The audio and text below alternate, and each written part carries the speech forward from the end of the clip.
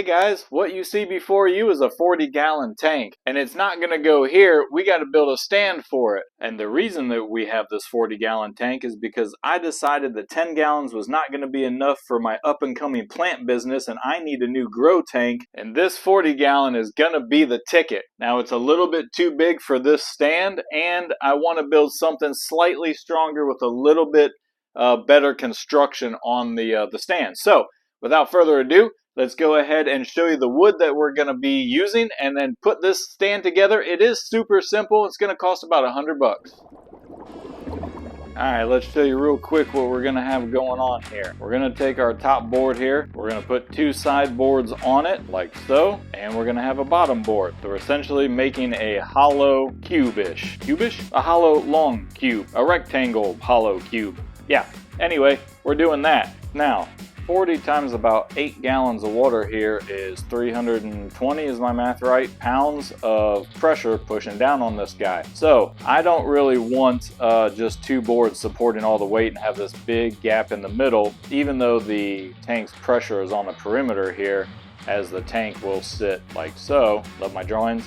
What we're going to do is we're going to put another center board that goes all the way through this cube, and that's going to have some support here. To finish it off, we'll pretend this is the back. We are going to put 3 boards stacked on top of each other and screw these in all around the edge here to essentially make a solid back. The reason we're making a solid back is because with just 3 sticks, if we have the tank on top of it, and we have any lateral movement in any direction this way or that way, these boards could break and the whole thing just go crashing down to the floor. With a full back on it, that will prevent this thing from rocking back and forth, kind of like this. So hopefully it works out and it doesn't collapse. It shouldn't, because we're using finished boards and they're pretty strong. Any board that you're putting downward pressure on like that holds a heck of a lot more weight than you think. Now, the only rule that you need to remember is that these side boards here, they need to go under the supporting boards on the top. So you're gonna want your structure to look like this. Does that make sense? All of your support is gonna be pushing down on these straight boards. All right, let's go build it. All right, we've got 5 project panels here. You'll find these at your local hardware store here. They run about $15 a piece. These are 3/4 inch by 16 inch by 4 foot. Now, the reason I have the 16-inch ones is because my tank is 16 inches. On this board up here, I've already measured out where I want the tank to sit. We're going to have a very small gap all the way around, but this should be a super clean look, kind of like those Awase tanks. What we got to do is cut this board top and bottom, and I want it about 3 foot, so then we got to trim the rest of these boards to about 3 feet. Do keep in mind it's going to be sitting on the edge of a board like this. So we have to measure this distance right here and subtract that from our 3 foot when we cut these 3 supporting boards. Those are our backing boards. We're going to cut those so we have 3 equal panels. It all makes sense in a minute. If you don't have a table saw, go get you one. I'm going to brand drop here. Lowe's has the Black & Decker, this particular table saw, for $200. If you are a veteran, you get, of course, 10% off at Lowe's, or if you have some other discount with Lowe's. But free tip for you, when you're doing anything at Lowe's, especially big equipment, well, it's not really big equipment, but you know what I mean. If you're buying anything substantial at Lowe's, look for a damaged box. They gave me an extra 20% off for taking the damaged box. It was all torn, all crazy and stuff, and they don't like to sell stuff like that, so they gave me 20% off instead of my 10. So I got this saw for about $170 so dollars, $75 or $79, something like that. Invaluable for doing these quick little projects, to just be able to zip a board through there. Man, world of difference from the old circular saw I used to use. Go get you one for $200 bucks. I promise you'll love it. All right, let's get building.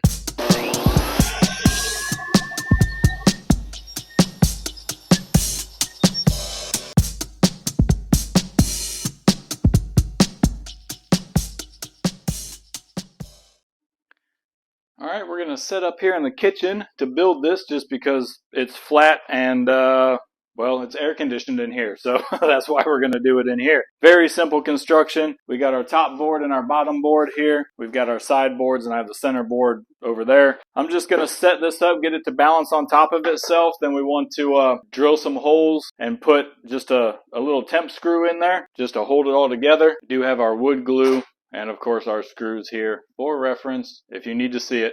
We're using 1.5 inch number 8 screws. Our boards are 3/4, so you want 1.5 inch screws to be able to get the same bite through both boards.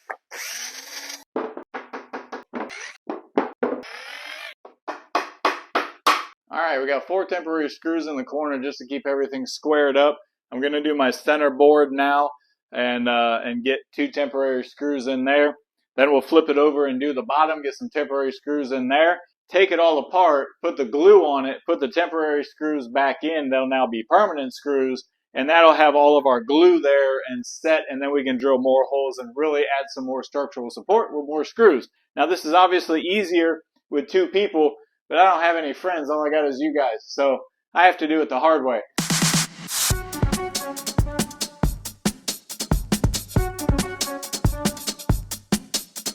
Alright, I'm going to finish drilling and zipping a bunch of screws in here. No need for you to see that. I'm going to flip it over, put glue on the bottom, zip all those screws in there, and then we'll be back for the backing boards. Alright, here's our 3 backing boards here. So I'm just going to lay these up. We're going to have another one here and so forth. And we're going to mark this, and then I'm going to go out and cut them. So I'm going to get these cut, and then we'll put the backing boards on, and then I got one more other little surprise. Alright, when I was out there cutting, I figured, you know, if we leave a gap up here, I'll be able to put my hoses and stuff from like any filters or canisters or whatever I decide to put in there. So, you know, maybe we'll stylize it like this. No, actually, I just kind of messed up and I cut a board too short, and so now we have to stylize it because I'm short a board. But I do think that it will actually kind of look okay. So I don't know how I want to do it. Do I want to do it like this and leave an open top? Do I want to do kind of spaced like this? That way I can run cords and stuff through the back. I'm thinking this way. Let me know in the comments what you would do if you go all the way to the bottom like this and then go to the hardware store and get another board and actually finish it properly. Or would you kind of stylize it and make it look like a skid like this? So I think I'm going to do this. And that'll allow hoses and cords and stuff to go through the back and still give it the structural support that I need. Because remember, the idea is that we're just trying to create some structural support left and right. So this thing, I mean, while it doesn't really wiggle at all, as you see, we really want to make sure it's solid.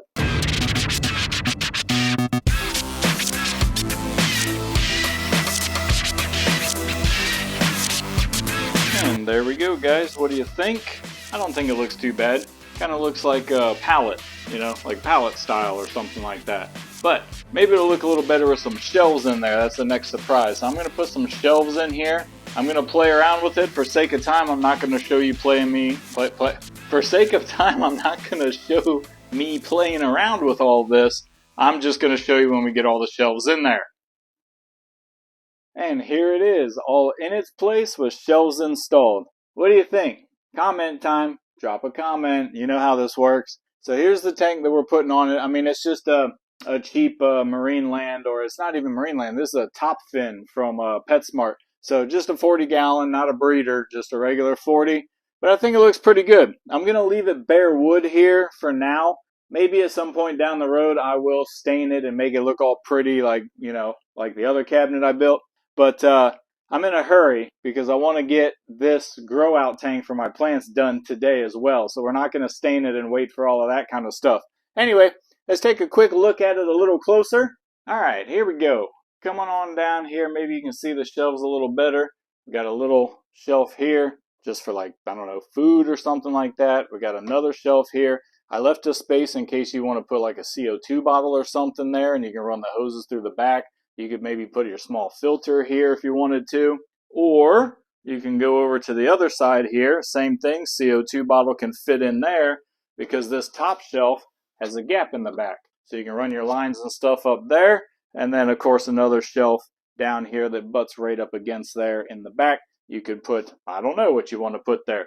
Also have room here to hang your aquascaping tools and stuff like that, which I will probably do. But let me back up a little bit. But there it is in all of its entirety. Now I got to figure out what to do with this table that was sitting there in front of the window, because now we've got it there. Is the tank in front of a window? Oh my goodness, it's in front of a window. Yeah, it'll be fine. Don't worry about it.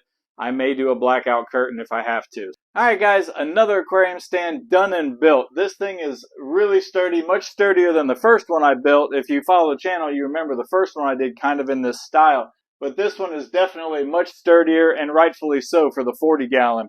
Those backing boards really help. Now you can do this whole project, like I said, for a little over $100 actually. It was $100 in wood and $7 in screws and $3 in glue. So $110 is what I've got into this stand here. If you wanted to stain it or something, it would be a little bit more. We're going to stain it, of course. Maybe. I don't know. Some point we will. But that's going to wrap it up for this video. I hope I sparked some ideas for you that you could build kind of a nice little stand for yourself there. Would make a great nano tank stand too. You could put the shelves in different little areas. So get those ideas flowing. Just make sure that your top boards are pushing down on your side boards and resting on there. You'll have yourself a sturdy stand. Alright guys, thanks for watching the stand build here. I will catch you on the next video, which if you follow the channel and are subscribed, it's going to be this grow out tank. Not really interesting other than you'll see what plants are going in it. Alright guys, thanks.